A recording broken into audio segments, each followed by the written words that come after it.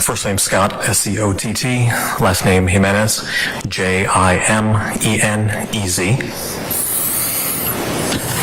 Good afternoon, Dr. Jimenez. Good afternoon. And if my southern accent makes it wrong, as I say your name, you feel free to correct me. No problem. Would you tell the jury where it is that you currently work? I currently work in APD, Zone 5, the traffic unit. How long have you worked there?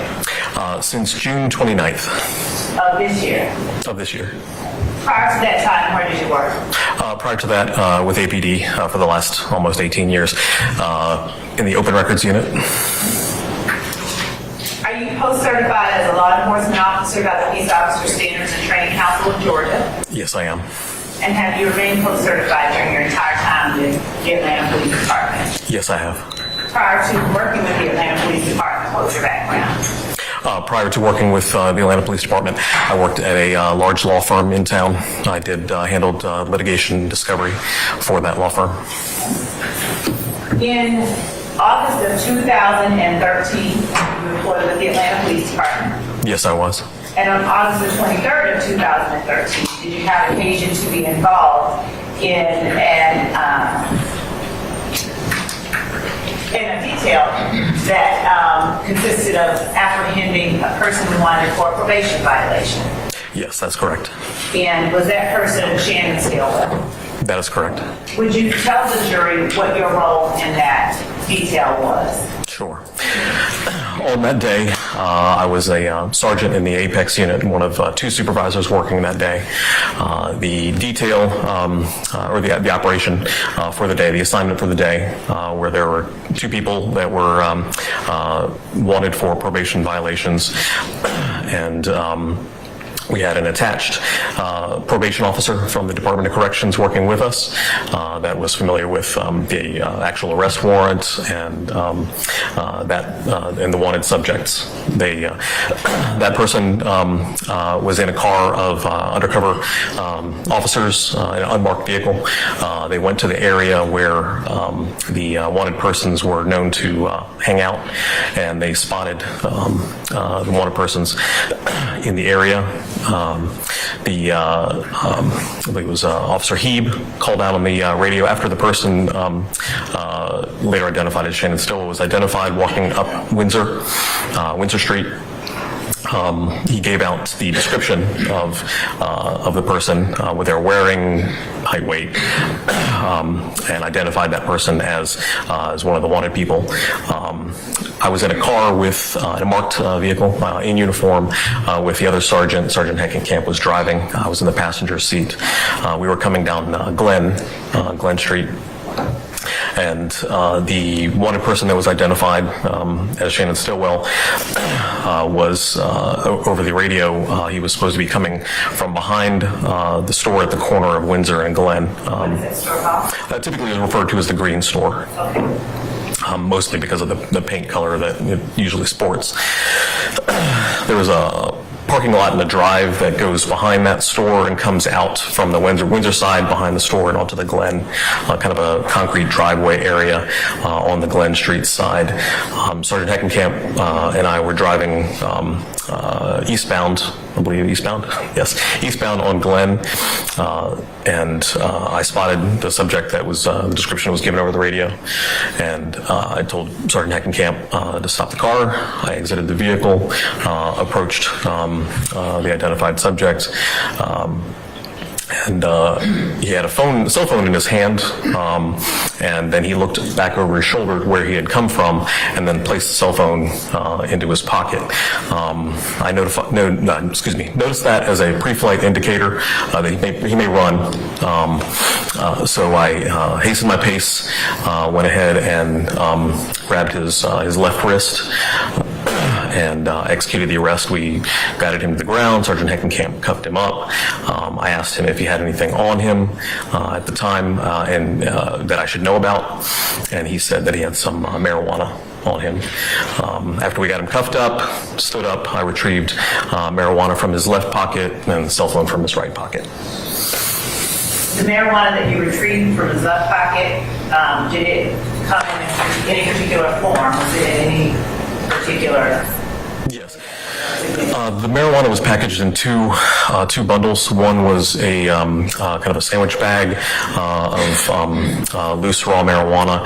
I believe it was roughly probably an ounce from the volume.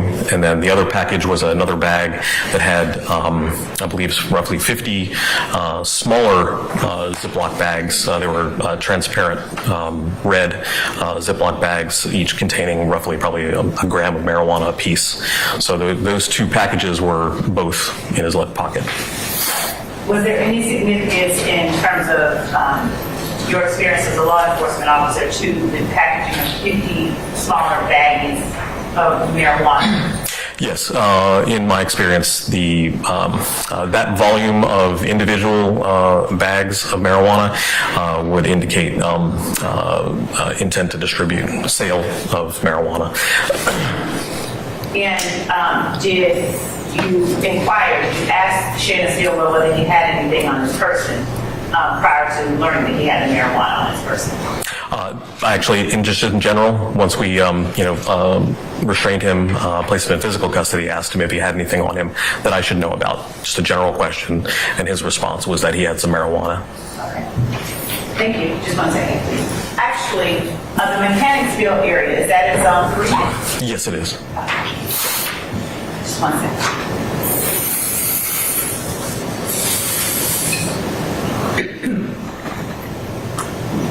Would you explain to the jury just as succinctly as you can the borders of the Mechanicsville community of Atlanta? A little more difficult. I haven't operated in specifically in the Zone 3 area, so I would probably say, I think coming down McDaniel, going all the way over. It's difficult for me to say, and the borders have changed probably 2 or 3 times since we've changed zone borders, so I really can't answer it specifically. Oh, McDaniel is in the Mechanicsville area? It is, yes. Oh, thank you. Sure. That's all I have. Cross, Mr. Sharp.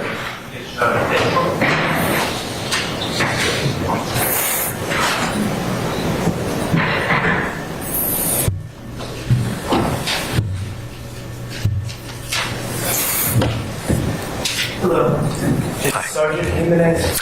Currently, Lieutenant Jimenez. Oh, I'm sorry, Lieutenant. Oh, it's okay. No worries. All right. My name is Max Shard. I represent Shannon Stillwell. Just a couple questions. You are the individual that first put hands on my client? That is correct. Okay. And you didn't, he told you he was open and honest with you about the marijuana he had on his person, correct? That is correct. Okay. And this marijuana that you found, you determined that he was, it was packaged for sale, correct? The packaging would tend to indicate that it was packaged for distribution. Okay, and distribution means for sale. Yes. And he was charged as such, correct? That is correct. Do you have any evidence as to where he got this marijuana from? No. Do you have any evidence of what he was planning to do with this money that he was going to make from these marijuana sales? No, I don't have any information on that.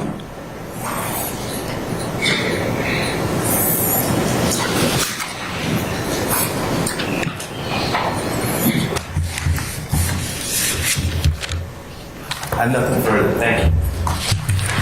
Any redirect? Just briefly. Lieutenant, I'm sorry, I apologize, Sergeant. No worries. I'm showing you what has been marked as Stacy's with 47 Delta, a package that has been shown to the defense previously, and I'm showing it to you now. Would you take a look at 47 Delta and open it up and look inside?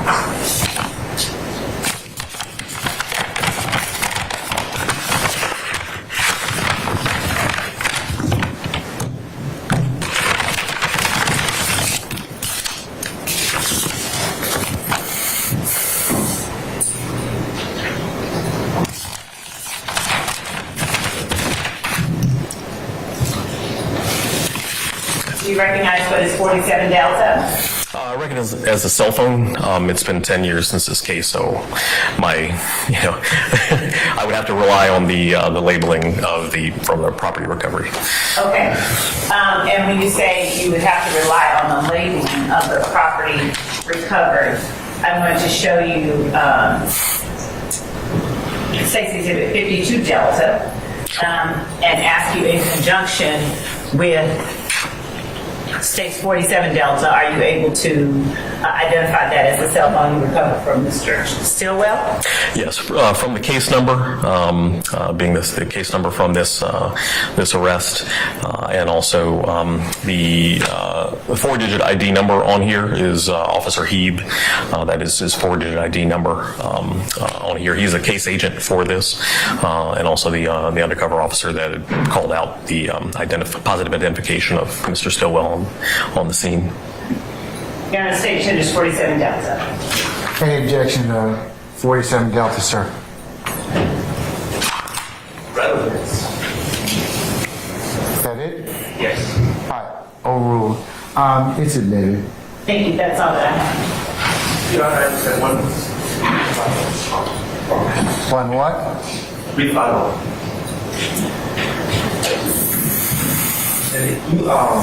You gave some weights for the marijuana.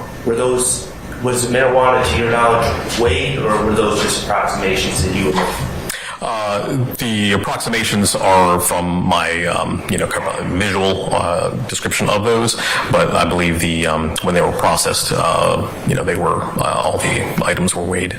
Okay, but you don't know the official weights from the weighing of the items. I do from reflection of my recollection on the report. Yes. Okay. What were the weights? I believe the weights were 50 grams, I believe, for the packaged 50 bags of marijuana, and I think it was 28 grams for the loose raw marijuana in the sandwich bag, I believe. But I would have to refresh from the report. Just so we're clear, 50 grams is for the total of all the bags. No, I believe it's 88 is the total for both. I'm sorry. 50 grams is the total for all Your Honor, I would these small. ask to object and ask Basis. that the witness be allowed to complete his answer. Yeah, let him finish his answer first. Yeah. With the numbers, I would have to actually look at the report because the report has the actual, accurate numbers. I only know, what I pulled from his pocket and my estimation at the time. I didn't turn the drugs into the evidence room, so that's where they would be weighed and they were documented in the report. Fair enough. But when you said 50, you were talking about the entire total of all the small bags, not each bag. I believe so, yeah. All right, nothing further. Thanks. All right, anything further? If not, Your Honor, what was the 88 that you mentioned? I think there was a total. I think the total grams of marijuana, but I'd have to look at the report for that. Okay, thank you. That's all I have. all right.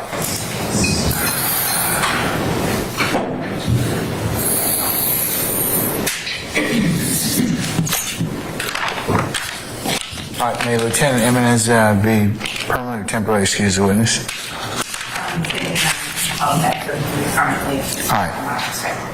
Lieutenant Jimenez, appreciate your patience with us. I'm going to go ahead and permanently excuse you as a witness, but don't discuss your testimony with anybody except the attorneys in this case, okay?